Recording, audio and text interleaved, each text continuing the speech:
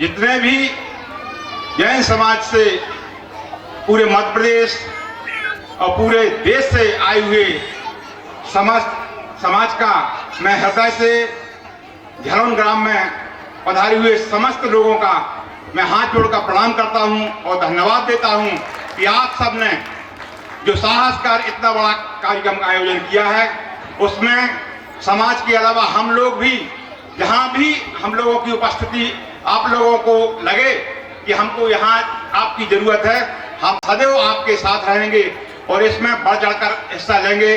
और यहाँ पर पधारे हुए हमारे समस्त जैन मुनियों का मैं हाथ जोड़कर प्रणाम करता हूँ कि आपके द्वारा जो यह यज्ञ संपन्न हो, इसके लिए मैं हमेशा यहाँ की क्षेत्र की जनता, यहाँ के लोगों से आग्रह करूंगा कि इतने पवित्र स्थान को जो झलोन में आज आयोजित हो रहा है, इसके लिए हम अपनी मर्यादाओं के साथ जो संपन्न हो रहा है, हम लोग जो भी देश के प्रदेश के जो भी हमारे आगंतुक आए, उनके लिए हम स्वागत, जिसमें कि ऐसा वातावरण यहाँ पैदा करें कि जब वे वापस जाएं तो लोग बोलें कि झलोन के लोग बहुत अच्छे हैं, यहाँ के लोगों ने बड़ा स्वागत सत्कार जानते हैं। तो मैं यहाँ आए हुए समस्त आयोजकों का स्वागत करता हूँ और आए हुए समस्त जैन मुनियों का मैं हृदय से प्रणाम करता हूँ और धन्यवाद देता हूँ। जय हिंद। ना पुरता हो विधायक सुनते ही गजरत मिले हैं, ऐसे विधायक को और क्या कह सकते हैं आप लोग, उनका यश और प्रताप हमेशा बढ़ता रहेगा। तो हम सबके बीच में आएंगे मंत्री प्रतिनिधि सिद्धार्थ मलैया अपनी बात रखेंगे। किया वो देश को हम प्राप्त करें। बहुत बहुत धन्यवाद। सिद्धेभ्यः श्री पंच कल्याण महार्गिणार्थम द्रागात् भाग्यातिशयैरुपेताः तीर्थंकराः केवलिनश्च शेषाः सुस्थिक्रियानो विषुमा वहन्तु। ये शुद्धमूलोत्तरषद्गुणानां माधारभावा दनगारसंज्ञा निर्ग्रन्थवर्या निर्बद्धचर्या सुस्थिक्रियासु जगतेर्हितानां।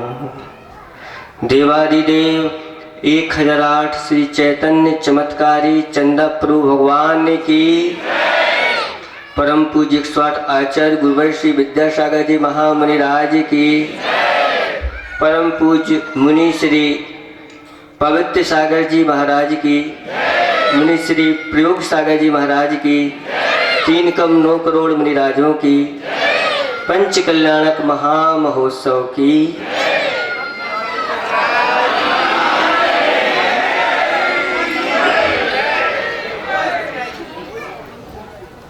धर्म स्नेही बापात्माओं,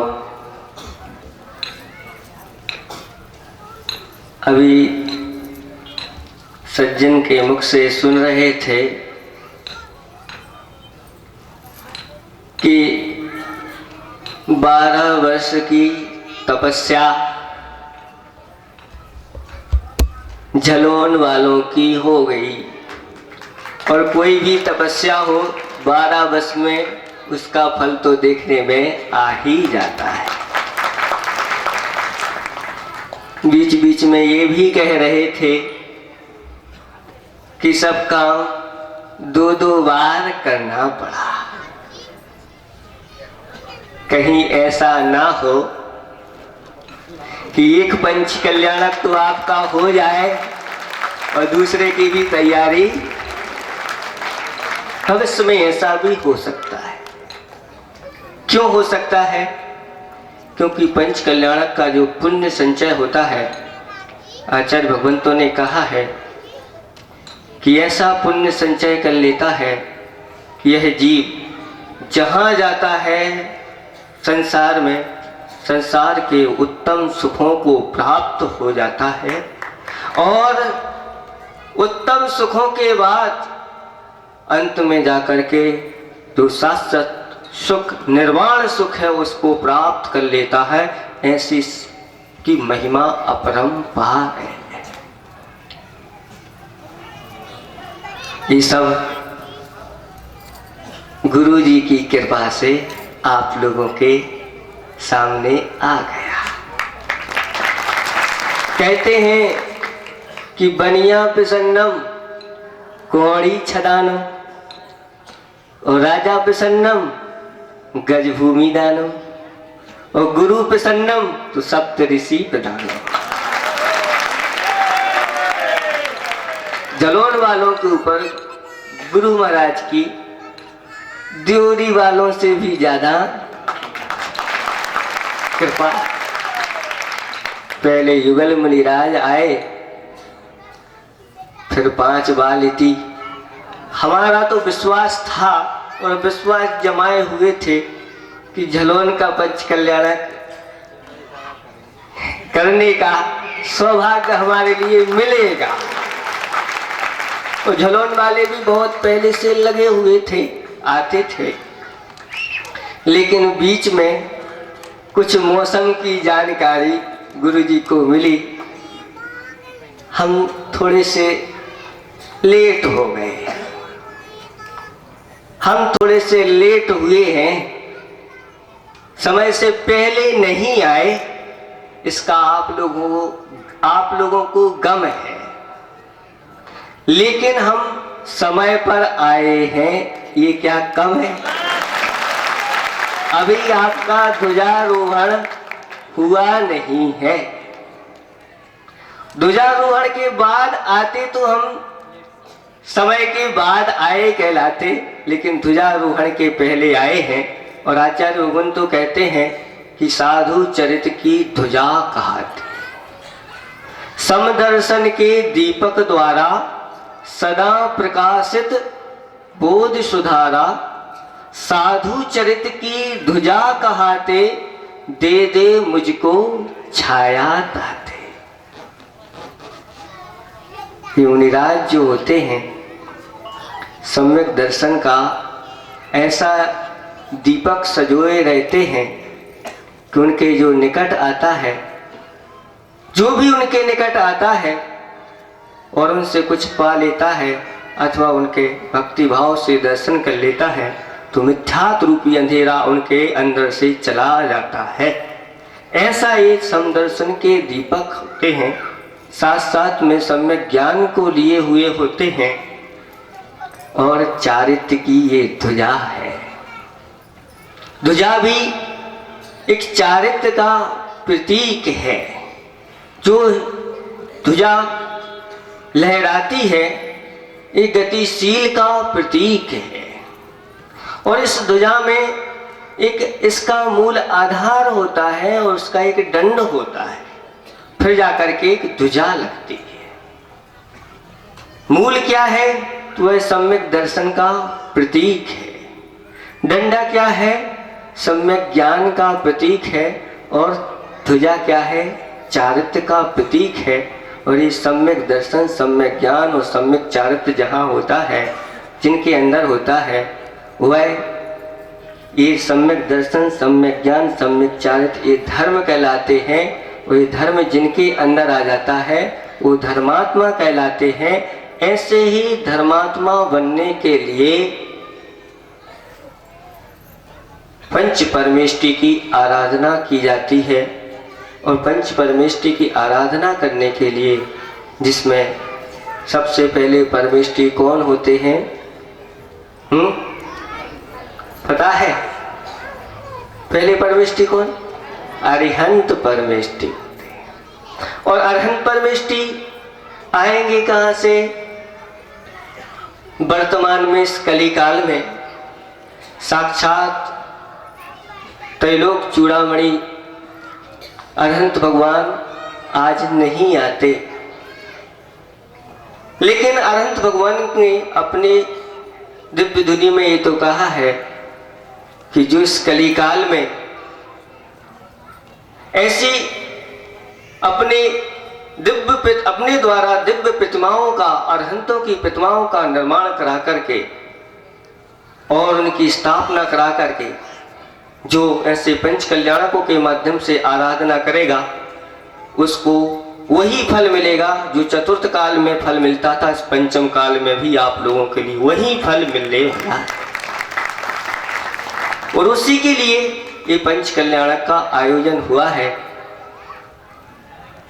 यहाँ आकर के दोनों अग्रज मुनिराजों से मिले, बहुत प्रसन्नता हुई। पिछले 2011 में हम लोग जबलपुर में मिले थे और ये कहा था फिर शीघ्र मिलेंगे और ज़्यादा समय नहीं हुआ और 2012 में विदाई हो गई थी। 2011 में मिले थे अंत में, क्योंकि हम पंच कल्याणक करा के गए थे जबीरा का, और जबीरा का पंच कल्याणक करा के फिर जबलपुर गए थे। पूज्य मुनि श्री सुधा सागर जी से मिले थे, महाराज जी का आगमन हुआ था। उसके बाद फिर जब जबलपुर से गए थे तो द्वारा भी पंच कल्याणक कराने का हमारे लिए अवसर मिला था बांदकपुर का। तो पंच कल्याणक करा के गए थे और फिर बाद में गए तो भी पंच कल्याणक मिला। अभी भी हम पंच कल्याणक करा करके महाराज से मिले हैं और बाद में अब क्या होगा तो गुरुजी जानते हैं, हम अपने मुख से कुछ नहीं कहें। जैसा होगा, आप लोगों का समय काफ़ी हो गया है। आप लोग अच्छी तरह से अच्छे भावों के साथ इस अनुष्ठान को करना। ये अनुष्ठान, कुछ लोग कह रहे थे कि जलौन वाले बहुत छोटा सा गांव है। देखो, जलौन वालों को हमारा ये कहना है कि बड़े गांव वाले, बड़े नगर वाले अगर बड़ा काम करें तो कोई बड़ा नहीं कहलाता, लेकिन छोटे गांव वाले बड़ा कहें तो उनकी प्रशंसा, उनकी सराहना बड़े लोग भी करते हैं। आप लोग अच्छी तरह से तन मन धन से अच्छे भावों के साथ और किसी भी लौकिक इच्छा, ख्याति, पूजा, लाभ, इस सब को छोड़ करके और भगवान की आप आराधना करें। साथ साथ में आपके लिए ऐसे प्रतिष्ठाचारी विनय भैया बंडा मिले हैं। चूंकि उनकी राशि और हमारी राशि एक है और कैसे मिल गई और मिलती चली जा रही है। और प्रतिष्ठाचारी का अपने आप में एक अपना ही महत्व होता है। आप लोग ऐसे प्रतिष्ठाचारी के अनुसार चलेंगे तो आपकी कार्य सिद्धि बहुत अच्छी होगी। आपको डांटना ना पड़े, आपको जोर से ना कहना पड़े, इसके पहले ही जैसा वो कहते चले जाएं। और हमारे बड़े महाराज पवित्र सागर जी महाराज जैसा आपको निर्देश दें, उपदेश दें, आदेश दें, उसको अक्षर सा पालन करें। इन्हीं भावनाओं के साथ आपका कार्यक्रम मंगलमय हो। अहिंसा परमो धर्म की। नाम विमल सागर जी, और पर्यायवाची ढूंढो तो पवित्र भी वही नाम है। विमल कहो या पवित्र कहो, पर्यायवाची नाम है और दोनों का एक ही नाम है कि नहीं? तो राशि की बात आई तो न ये राशि लेते ना हम राशि लेते। और राशि ओम नमः सिद्धेभ्य।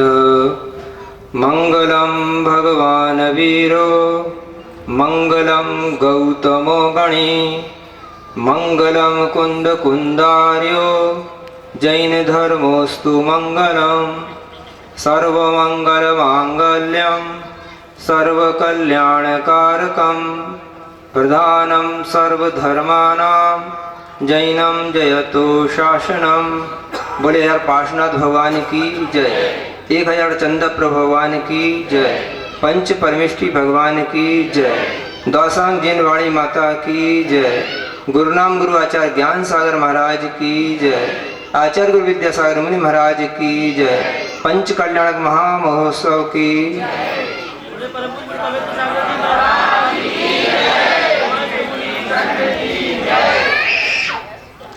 वैसे मैंने लकलका में ही कहा था कि ये लकलका हमारे लिए लकलका ही होगा। और झलवान की झोली बड़ी है, अगर 2 महाराज पहुंचे तो 4 रिद्धिधारी 2 महाराज जाएंगे, 5 जाएंगे तो 5 बालियती जाएंगे, और दोनों मिल जाएंगे तो सबसे ऋषि हो जाएंगे।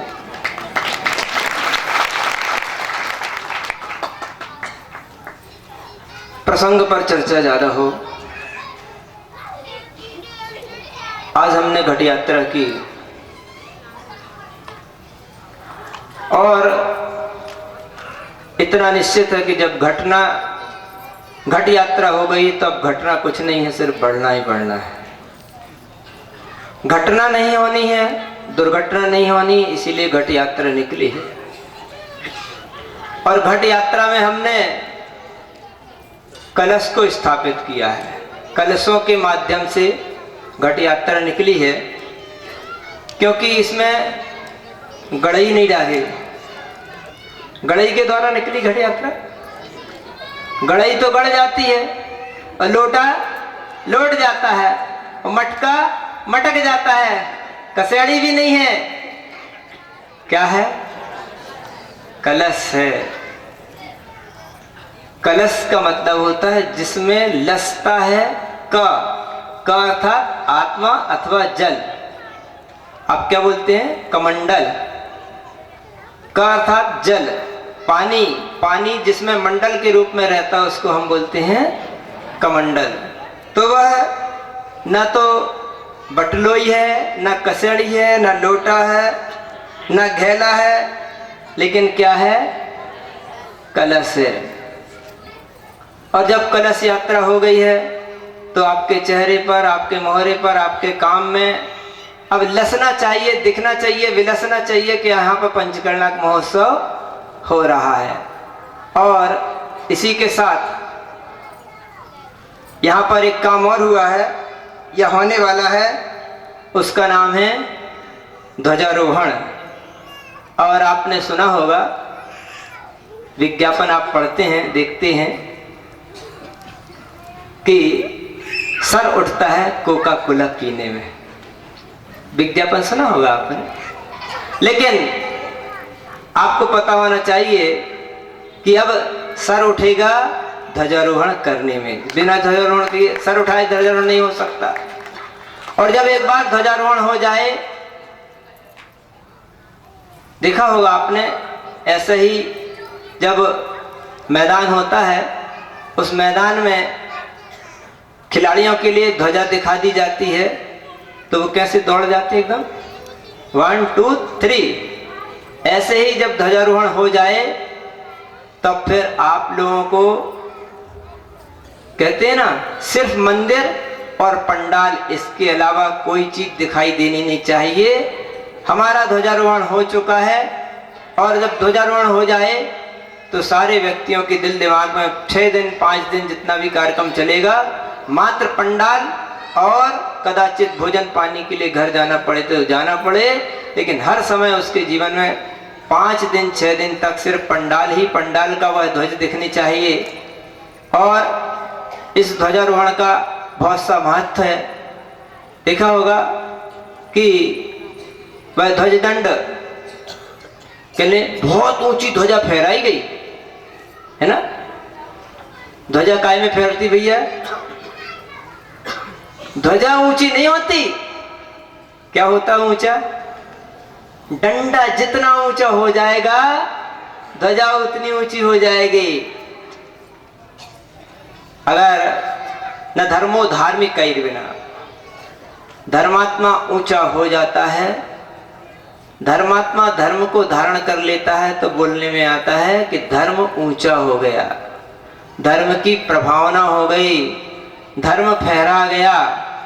धर्म तो फहरता ही रहता है, धर्म तो शाश्वत है, अनादि अनंत है, उसको न फहरना है न उसका नाश होता है। धर्मात्मा का नाश हो जाता है तो आरोप धर्म पे पड़ जाता है कि धर्म की हानि हो गई।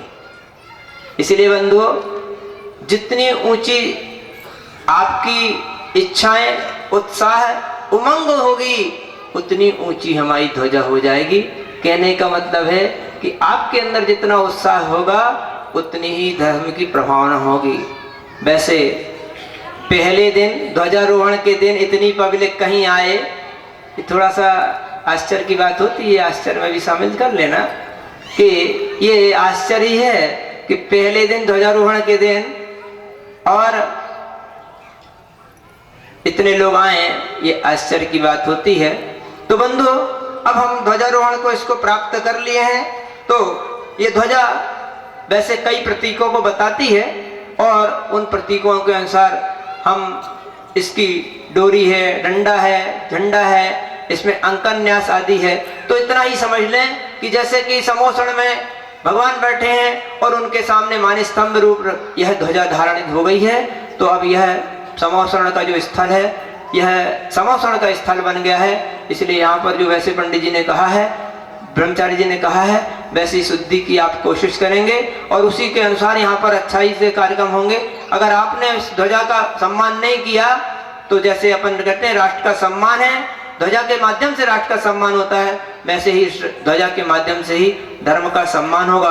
तो बंधु, हमको सब इस ध्वजा के प्रति ख्याल रखते हुए, इसकी विनय करते हुए, और ये ध्वजा आपको देखना कि ऐसी नहीं रखी गई है, ये सांकेतिक रूप में रखी गई है। इसके माध्यम से शुभेच्छा आदि का ज्ञान होगा कि यह जो ध्वजा जिस दिशा में फहरेगी, फिर कार्यक्रम निमित्त ज्ञान हो जाता है कि ये ध्वजा किस रूप से कार्य, आगे के जो कार्य होंगे वो किस रूप से होंगे।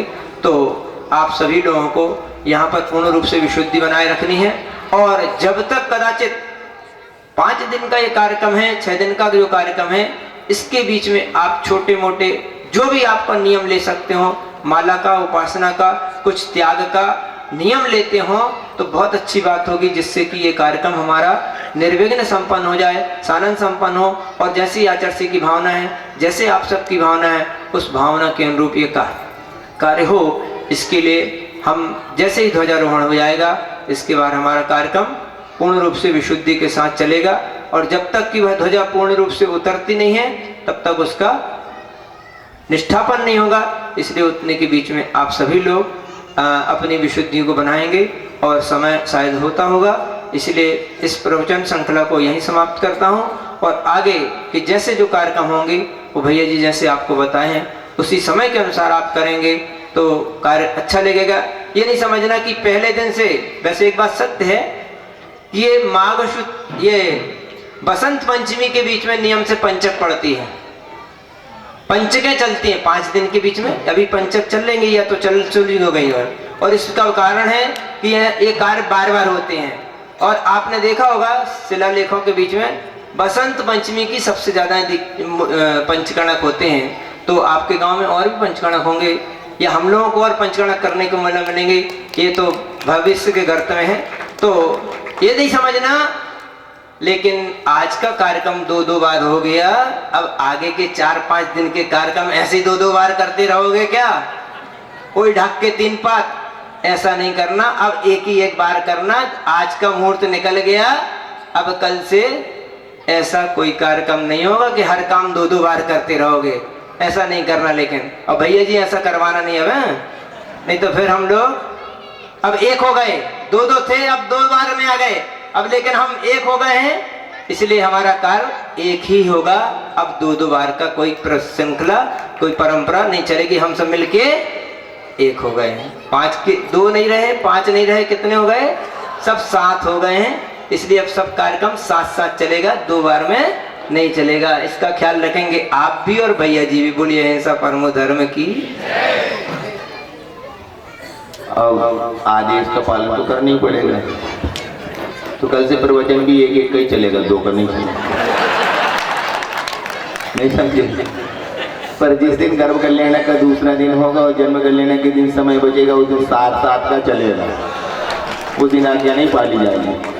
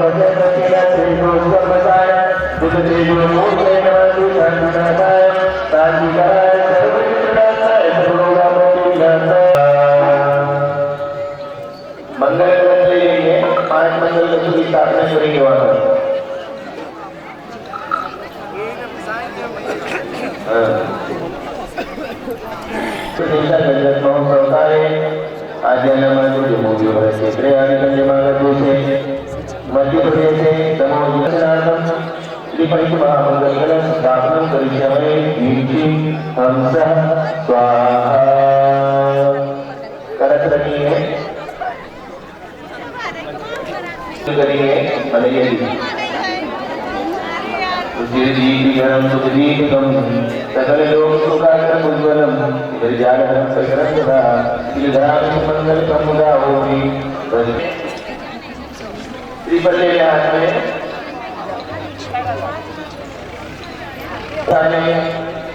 दिक्पालादि चेतबालादि योगन अथ आगच्छत् स्वयोगं स्वीकार्य स्वीकार्य वनिताने तुष्ट विघ्नं निवार्य निवार्य जिन धर्म सर्वाणां कुरु जिन्हें यज्ञ सर्वं कुरु स्वाहा पादों को पूर्व की ओर रखिए हस्तियों का पाठ करेंगे अथ ध्वजारोहण वेलायाम श्रीमद सिद्धवती काय सर्गम करोमि सभी लोग नवाज याद करेंगे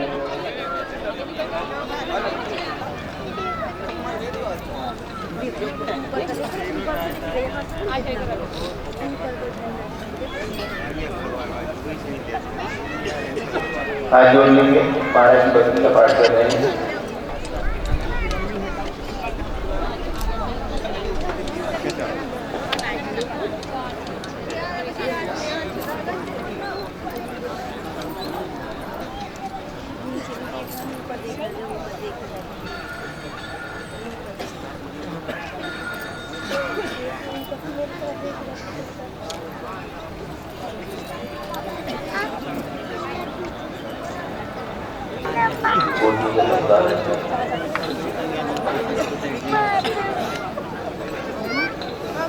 चल रहा है बस हम पीछे भी यहाँ से गेट बंद हो गया कहाँ से निकलेंगे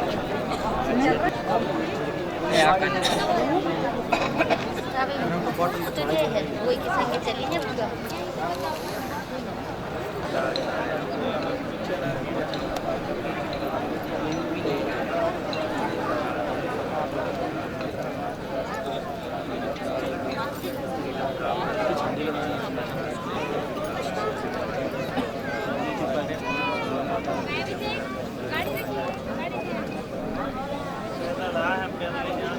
अथ ध्वजारोहण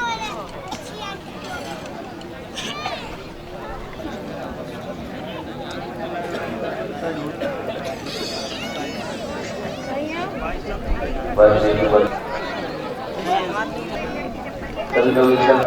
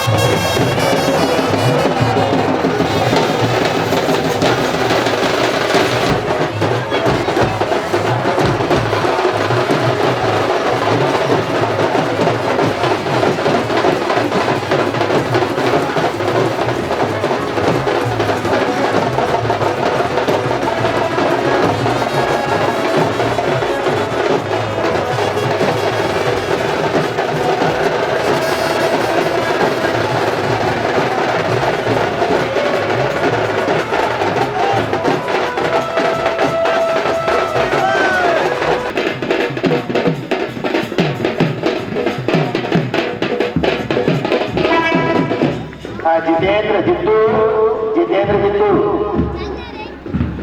हाँ, परिक्रमा करने के बाद सभी लोग जाएंगे। शाम को संगीतमय आरती के लिए इस मंडप में पुनः पधारेंगे।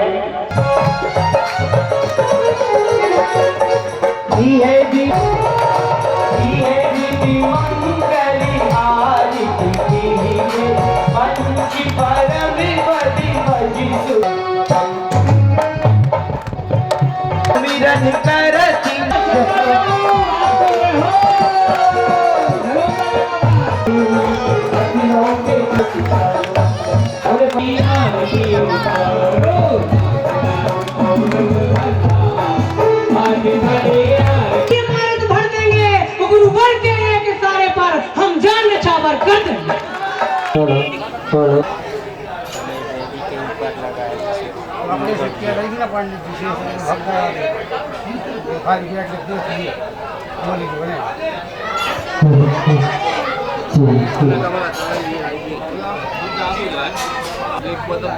अपनी नहीं जमा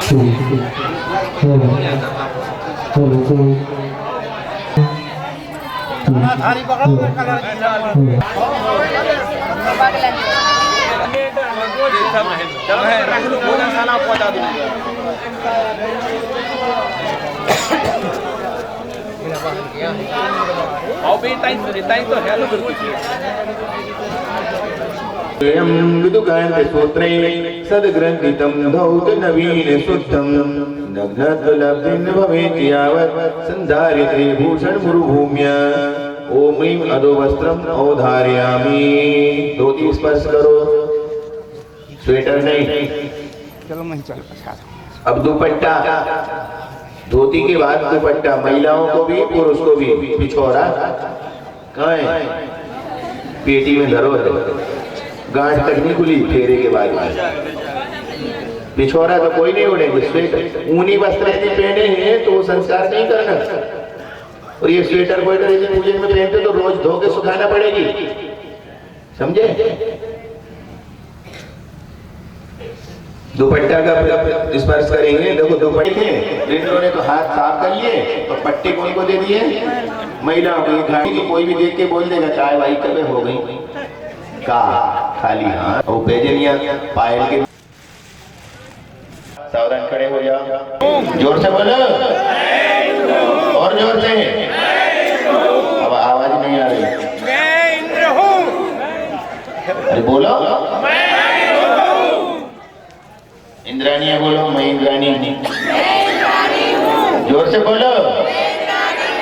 इससे ज्यादा तो बिल्ली बोलती है। जोर से बोलो। हाँ, आपने कहा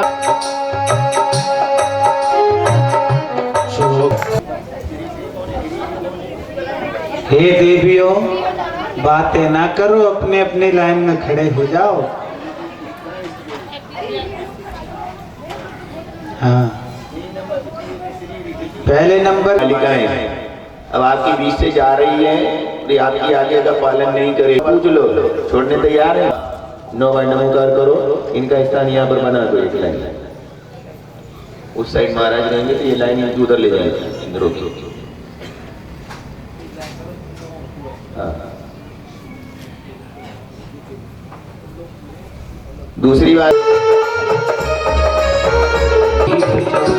स्वादिष्टो वीरांतांजन्माप्तो जिष्णुशेषधान स्थापयामि सताय भक्तापीठे महोत्सवे अस्तबन्धिते श्रीजिनबिम्ब स्थापनं करोमि। इस सिंहासन वाला छत्र निकाल दो तो बन जाएगा।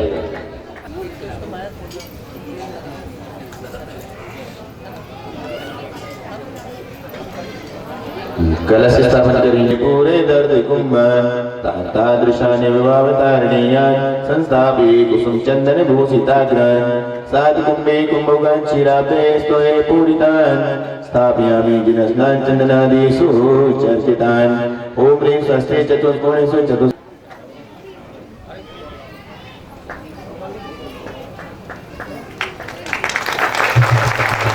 कलश स्थापन करो और अर्घ्य ले लो। आनंद निर्वर्षर प्रमदादिगानै वादित्य पूर्जे शब्द कलप प्रशस्तै उद्गीयमान जगति परिकीर्तिमेना पीठस्थलं वसुमदार्चन योल्लसामि। ओम निष्मन पीठ विराजमान श्री जिनाय अर्घम निर्वपान की। अब वहां पर अभिषेक करने के लिए सोदर में मुकुट लगा लेंगे। थाली में अर्घ चढ़ाओ, कहाँ चढ़ा रहे हो? खाए के लिए रखी थाली।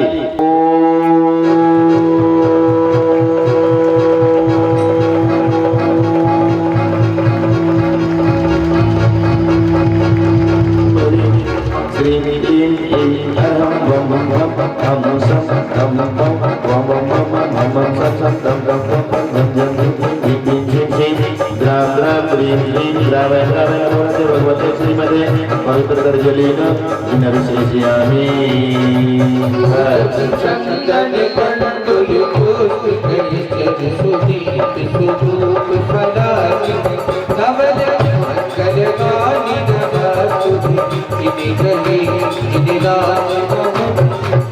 अब अर्घ सबको नहीं चढ़ाना है, जिनने अभिषेक किया है केवल उनको चढ़ाना है।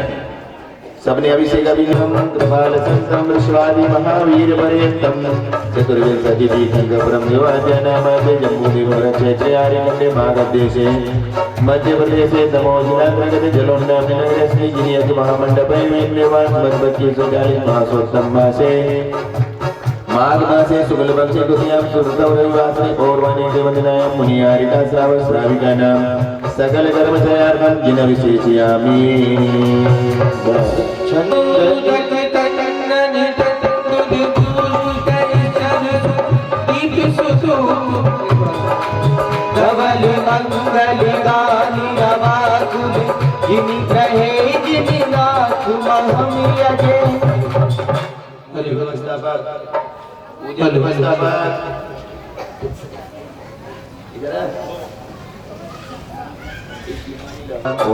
सुवर्ण जल सानि दिलावसानि संसार सागर विलंबन हे सेतु पाप्लावये त्रिभुवनैकपतिं जिनेन्द्रम्। ओम ह्रीं श्रीमन्तं भगवन्तं कृपाल संतं विश्वादि महावीर पर्यन्तं चतुर्विंशति तीर्थंकर ब्रह्मवाद्यानामादे जम्बूद्वीपरक्षेत्रयारि खंडे मागधदेशे मध्य प्रदेशे दमोजिलांतर्गते जलोन्नामिनगरे श्री जिनियत महामंडपे निर्माण 2540 मासोत्तम मासे माघ मासे शुक्ल पक्षे द्वितीयां शुद्धौ रविवासरे पौर्वाणी देवदिनां मुनियारिका श्रावण श्राविकानां सकल कर्मचयार्थं जिन विशेषयामि।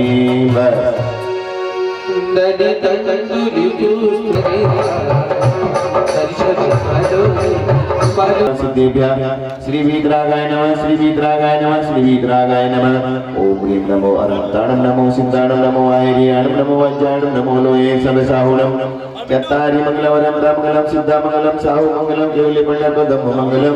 चत्तारि लोकोत्मा रंता लोकोत्मा सिद्धा लोकोत्मा साहु लोकोत्मा केवलीपण्यं धम्म लोकोत्मा।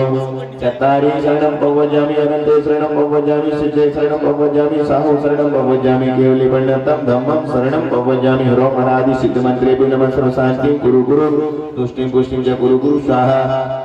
ओम ह्रीं श्रीं क्लीं ऐं वं मम हम सम तम पं वं वं मम हम सम सम तम तम पं पं झम झम ह्रीं ह्रीं भीं भीं क्षीं क्षीं ग्राम ग्राम ह्रीं ह्रीं ग्रावय ग्रावय नमो नमः भगवते श्रीमते ओम ह्रीं क्रों मं पापं खंड खंड जय जय दय दय पच पच बाजा बाजा ओम नमो अरम झम झीं क्षीं हम सम झम वं वा पाहा छाम छीं छूं छीं छूं छम छा छीं हिराम हिरीं ह्रूं ह्रूं ब्रह्म ह्रीं ग्राम ह्रीं ग्रावय ग्रावय श्रीमते ठाडा विचांति मंत्रेणाभिषेकं करोमि। ओम ह्रूं छुं पट क्रीडिं क्रीडिं गाता गाता परवीणानि स्फोटे स्फोटे सहस्रखंडान् कुरु कुरु परमुद्रान् छिंचित् परमुद्रान् बिंदु बिंदु छाम छा वा वा ह्रूं फट सर्व रक्षणं स्वाहा। ओम नमो रते भगवते दक्षिणा से दोष कल्मसाय तेजो मूर्ते नमः श्री शांतिनाथाय शांति कराय सर्व विघ्न विनाशनाय सर्व रोगा प्रतिविनाशनाय सर्व को क्षुद्रोपद्रवनाशनाय सर्व शाम दावर कुतोपद्रवनाशनाय सर्व साग्नि डाग्नि भय निवारणाय सर्व भूत प्रेतादि बाधा विनाशनाय सर्वारिष्ट शांति कराय। ओम राम ह्रीं ह्रूं ब्रह्म स्याओ सर्वशांति गुरु गुरु तुष्ट हैं शीघ्रता से नीचे आ जाएं जल्दी से।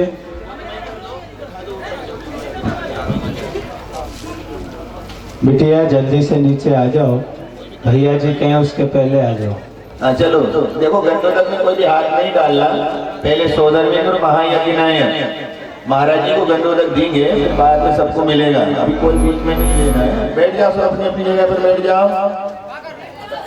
इधर पीछे जो इंद्र है वो आगे इधर आके बैठ जाओ मैदान में, इस तरफ आ जाओ। इंद्रानिया ठीक है यहीं पर बैठ जाओ। ये सोच लो, सीख लो।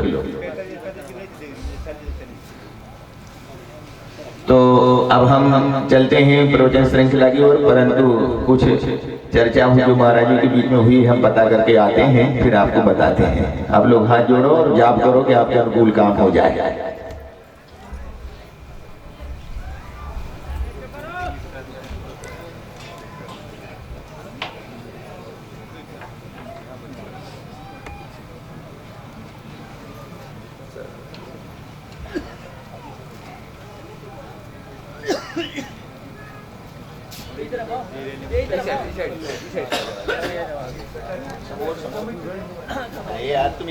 कोची वाले भी दर्शन कर रहे हैं।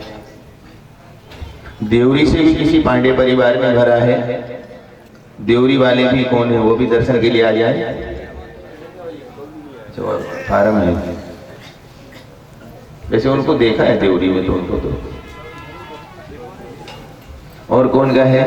विमल चंद जी कहाँ है?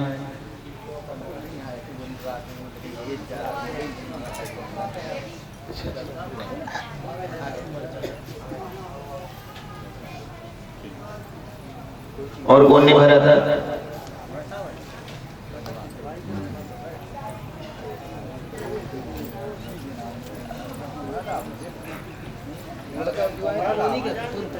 कुबेर जी।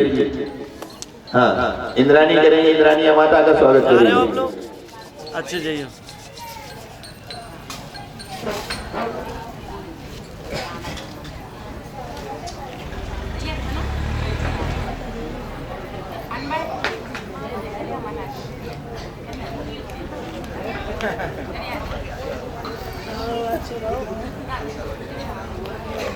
और भी बाहर के भी थे, सागर से भी थे, देवरी से भी थे, तो बाहर वालों को थोड़ा सा गौण कर दिया क्योंकि लोकल वालों को भी अवसर ऐसा मिले। चलिए अब हम अब ज्यादा समय नहीं लेते हुए चलते हैं। और आज की इस पावन मेला में नवगठित सरकार के बीच में प्रार्थना करेंगे हम धर्मसागर महाराज जी से कि हम आपकी ओम नमः सिद्धेभ्यः, ओम नमः सिद्धेभ्यः। यो विश्वं वेद वेद्यं जनन जलनिधेर भगिनः पारदृष्ट्वा पौर्वापर्या विरुद्धं वचनमनुपमं निष्कलङ्कं यदीयं तं वन्दे साधुवन्द्यं सकलगुणनिधिं ध्वस्तदोषाद्विषन्तं बुद्धं वावर्धमानं सतदलनिलयं केशवं वा शिवं वा, केशवं वा शिवं वा।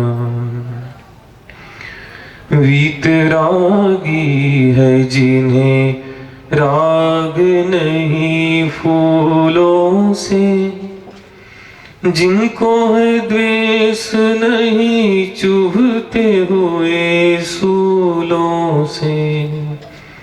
वीतरागी है जिन्हें राग नहीं फूलों से, जिनको है द्वेष नहीं चुभते हुए सूलों से। मेटते मेटते मिथ्यात्व का तुम उनको प्रणाम, उनको है प्रणाम। जो दिखाते हैं डगर मोक्ष की, उनको प्रणाम, उनको है प्रणाम।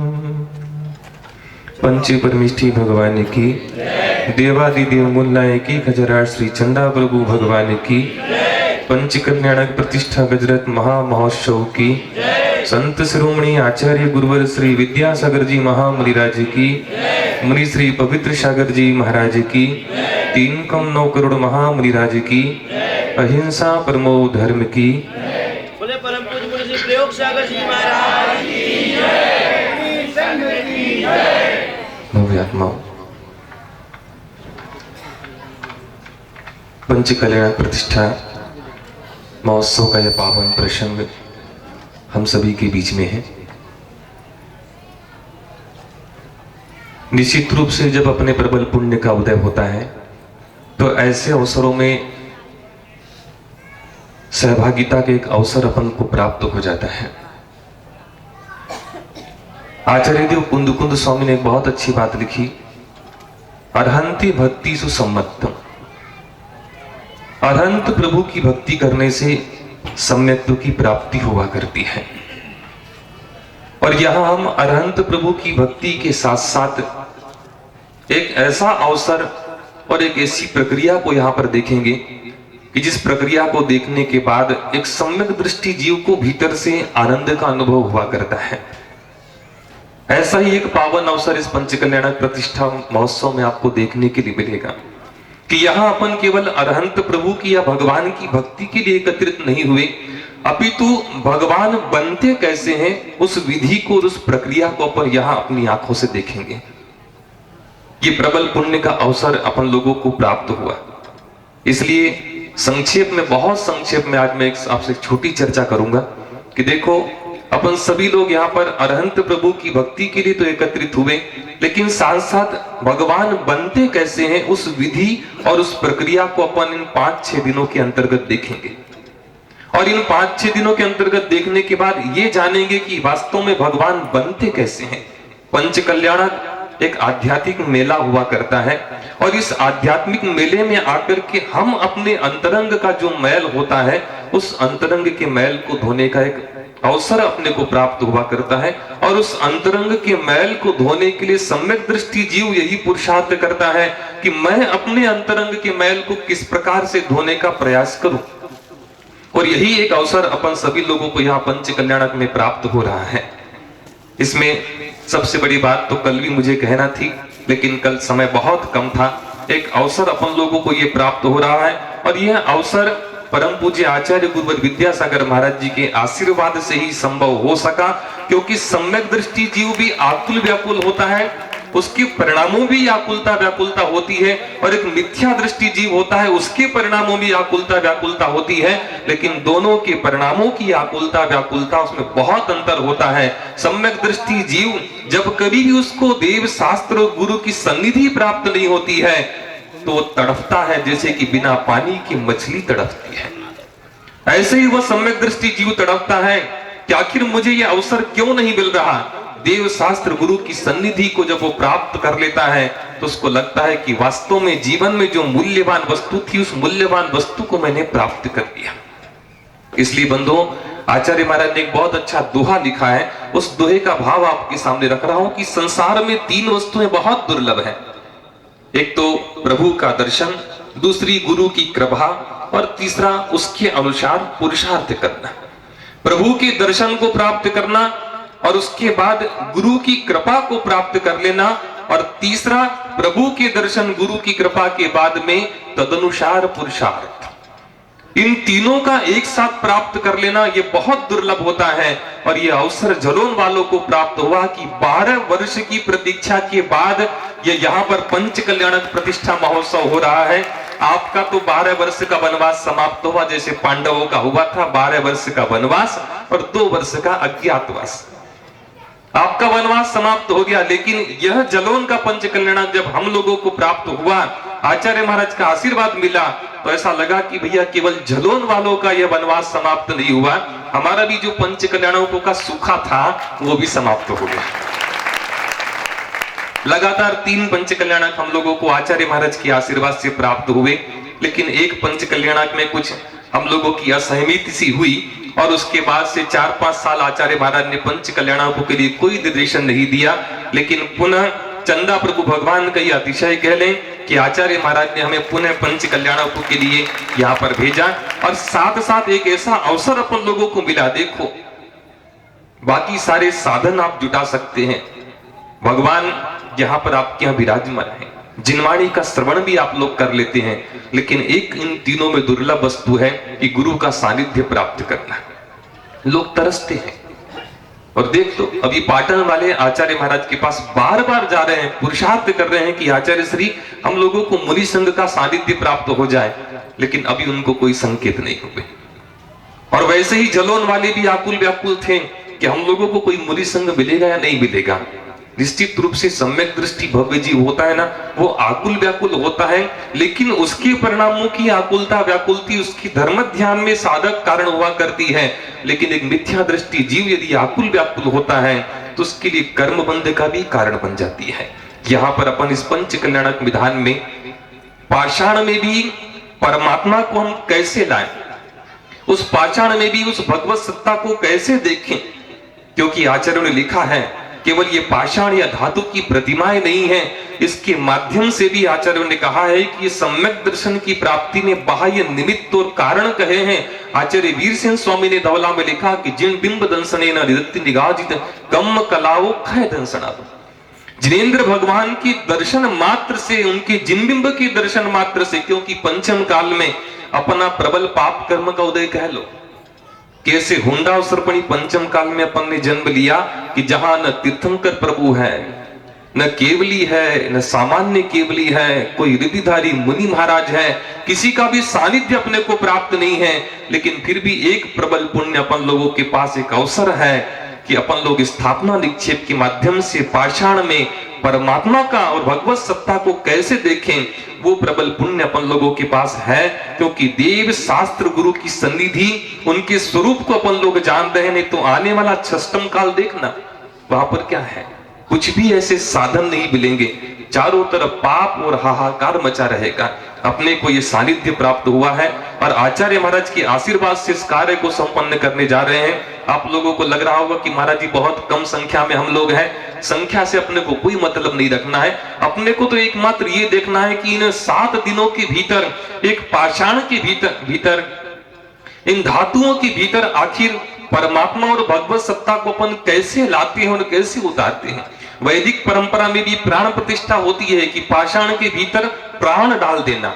ऐसे ही हमारे यहाँ पंच कल्याणक प्रतिष्ठा महोत्सव हुआ करते हैं, जिसके अंतर्गत हम पाषाण और उन धातु की प्रतिमाओं के भीतर उस भगवत सत्ता को देखते हैं। और इसलिए स्थापना निक्षेप के माध्यम से अपन सारे इस कार्यक्रम को देखेंगे। और एक विशेष बात मैं आप लोगों से कहना चाहूंगा कि जितने भी गृहस्थ यहाँ पर बैठे हैं, गृहस्थ को प्रारंभ के 2 दिनों की क्रियाओं को बिल्कुल निश्चित रूप से ये पक्का मन बना करके चलना कि इन क्रियाओं को बिल्कुल गौण नहीं करना, क्योंकि आपका गृहस्थ का जीवन है और उस गृहस्थ के जीवन में अच्छे संस्कारों का बीजारोपण अपने आने वाली संतान, अपने आने वाली पीढ़ियों को हम कैसे दें, उसके लिए आपको प्रारंभ के ये गर्भ कल्याण के पूर्वार्ध और उत्तरार्ध की इन दोनों क्रियाओं को आप लोगों को अवश्य देखना चाहिए।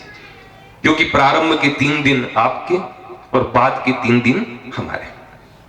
इन प्रारंभ के 3 दिनों को आपको बड़े ध्यान से और गौर से देखना चाहिए कि गर्भ कल्याण की ये क्रियाएं क्या हुआ करती है। और इन गर्भ कल्याण की क्रियाओं को, पूर्वार्ध की और उत्तरार्ध की, इन दोनों क्रियाओं को आप लोगों को अवश्य बहुत ध्यान के साथ में देखना चाहिए। जो लोग स्वाध्याय करते हैं, महापुराण में बहुत सारे ऐसे मंत्रों की वहां पर चर्चा की गई है। सबसे पहला एक मंत्र दिया है उन्होंने, प्रीति मंत्र, सुप्रीति मंत्र। इनकी क्रियाओं के बारे में, गर्भाधान की क्रियाओं के बारे में भी वहां पर चर्चा की है। क्योंकि आज गर्भ कल्याण के पूर्वार्ध अर्थात प्रथम अवसर है, प्रथम दिन है, और ये प्रक्रिया है रात्रि में 1-2 बजे तक आपकी चलेगी। जितने भी यहाँ पर महापात्र और गृहस्थ लोग हैं, इन सारी क्रियाओं को बड़े मनोयोग के साथ आपको देखना चाहिए कि वास्तव में वह जीव गर्भ में आता कैसे है, माता और पिता के परिणाम कैसे होना चाहिए। ये मत विचार करना कि माता पिता स्थापना निक्षेप से भले ही हो, लेकिन भगवान की माता पिता स्थापना निक्षेप से माध्यम से बनने के लिए भी बहुत पुण्य की आवश्यकता होती है। उसके लिए भी बहुत पुण्य की आवश्यकता है। इसलिए जिन लोगों को भी ये माता पिता बनने का एक सौभाग्य प्राप्त हुआ है, भले ही स्थापना निक्षेप के माध्यम से, लेकिन स्थापना निक्षेप के माध्यम से जो एक बार अपने जीवन में माता पिता बनने का सौभाग्य प्राप्त कर लेता है तो निश्चित रूप से भविष्य में वह भी निर्वाण पद का भागी हुआ करता है। आचार्य देव जिनसेन स्वामी ने महापुराण में एक स्थान पर बहुत अच्छी बात लिखी है कि गर्भाधान की क्रियाओं में 7 मंत्र उन्होंने दिए हैं। सज्जातित्व भागी भव, कि सबसे पहले अच्छी जाति अच्छे कुल को अपन ने प्राप्त किया है, लेकिन अंतिम मंत्र उन्होंने दिया है परम निर्वाण पद भागी भव, कि अपना लक्ष्य क्या होना चाहिए कि हम भी उस परम निर्वाण पद को प्राप्त करें। इसी लक्ष्य और इसी उद्देश्य को लेकर के यहाँ पर अपन सभी लोग बैठे हैं, महापात्र बने हैं। सौधर्मेंद्र है, भरत चक्रवर्ती है, बाहुबली है, राजा श्रेयांश है, महायज्ञ नायक है, माता पिता है और भी सामान्य इंद्र यहाँ पर बैठे हैं। लेकिन अपन लोगों को पुरुषार्थ ये करना है कि जहां हम इन पाषाण के भीतर, इन धातुओं के भीतर उस भगवत सत्ता को उतारेंगे, लेकिन उसके लिए 2-3 चीजों की बहुत अत्यंत आवश्यकता है। एक तो शुद्धि और दूसरी बात विशुद्धि। शुद्धि के बिना परिणामों में विशुद्धि आपकी नहीं आ सकती। जो महापात्र बने हैं और जो सामान्य इंद्र यहाँ पर बैठे हैं, सामान्य गृहस्थ भी बैठे हुए हैं, लेकिन जो इंद्र इंद्राणी बनकर के यहाँ पर बैठे हैं, उनसे यदि आप पूछोगे तो पंचकल्याण का वास्तविक आनंद और उसका अनुभव क्या है वो वही बता पाएंगे। और उससे यदि और ऊपर जाओगे तो सौधर्मेंद्र भगवान की माता पिता जो बनते हैं वो बताएंगे कि वास्तव में पंचकल्याणक महोत्सव होता क्या है। इसलिए प्रारंभ के इन 2 दिनों को आप लोगों को विशेष ध्यान पूर्वक देखना है। और जो भी मुनिराज यहाँ से आपको उद्बोधन देते हैं प्रवचन के माध्यम से, उन प्रवचनों में जो भी विषय आता है उन विषयों को निश्चित रूप से आप लोगों को बड़े मनोयोग के साथ श्रवण करना चाहिए, क्योंकि प्रारंभ के 2 दिन आप लोगों के लिए बहुत महत्वपूर्ण है। एक प्रश्न अपने मन में खड़ा हो सकता है कि इस पंचम काल में तीर्थंकर आदि महापुरुषों का जन्म होता क्यों है? क्या माता पिता नहीं? माता पिता तो आज सब है। जितने यहाँ पर बैठे हैं जिनका विवाह संबंध हुआ वे सभी माता पिता कहलाते हैं। लेकिन केवल माता पिता कहलाने मात्र से हम ये कह दें कि हमारे यहाँ पर उन तीर्थंकर आदि महापुरुषों का जन्म हो जाए, नहीं। पंचम काल में आखिर इन तीर्थंकर आदि महापुरुषों का आवागमन क्यों नहीं है? उनका जन्म क्यों नहीं होता है? क्या माता पिता नहीं है? माता पिता तो आज भी है, लेकिन वो माता पिता नहीं है कि जो तीर्थंकर आदि महापुरुषों को जन्म दे सके। तीर्थंकर आदि महापुरुषों को जन्म दे सके वो माता पिता आज नहीं है। क्योंकि हमारे यहाँ भारतीय संस्कृति में 4 पुरुषार्थ गए हैं। कौन कौन से? धर्म, अर्थ, काम और मोक्ष। काम को भी पुरुषार्थ कहा है। और यदि ये पुरुषार्थ कहा है तो पुरुषार्थ का मतलब ये होता है कि अपनी संतान उत्पत्ति, अपने धर्म की परंपरा को अपन क्रमबद्ध अच्छे ढंग से संचालित कर सकें, उसी के लिए आचार्यों ने ये व्यवस्थाएं दी। और हमारी भारतीय संस्कृति में कहा धर्म, अर्थ, काम और मोक्ष, ये 4 पुरुषार्थ की व्यवस्था दी है। इसलिए प्रत्येक गृहस्थ को, लेकिन आज वर्तमान में केवल एकमात्र चारों तरफ यदि आप देखोगे ना तो वासना ही वासना है। और जहां पर वासना होती है ना तो वहां पर ये मान करके चलना कि ऐसे महापुरुषों का कभी जन्म हो ही नहीं सकता, क्योंकि ऐसे महापुरुषों को जन्म